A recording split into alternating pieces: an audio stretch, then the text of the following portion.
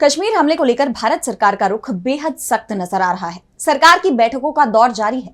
PM Modi ने साफ कर दिया है कि आतंकियों को बख्शा नहीं जाएगा और अब उन्होंने जवाबी कार्रवाई के लिए सेना को खुली छूट भी दे दी है।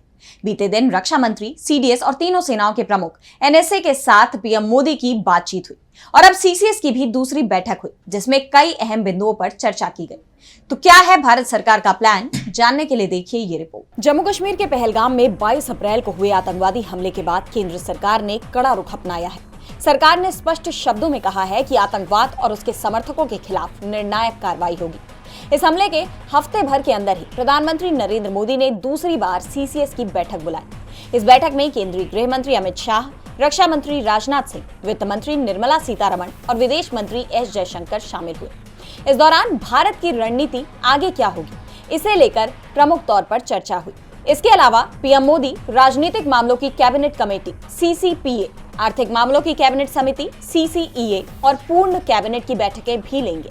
बीते दिन भी पीएम मोदी ने एक उच्च स्तरीय सुरक्षा बैठक की अध्यक्षता की।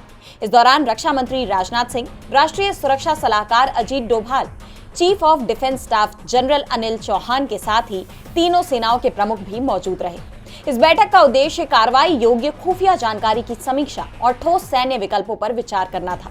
बैठक में आतंकवाद के खिलाफ निर्णायक कार्रवाई के संकेत देते हुए पीएम मोदी ने भारतीय सेना को खुली छूट दे दी है। पीएम मोदी ने कहा कि आतंकवाद पर करारा प्रहार हमारा राष्ट्रीय संकल्प है। आपको बता दें कि हमले के बाद ही 23 अप्रैल को भारत ने पाकिस्तान के खिलाफ कूटनीतिक कदम उठाए, जिसमें सिंधु जल समझौता निलंबित करना भी शामिल था।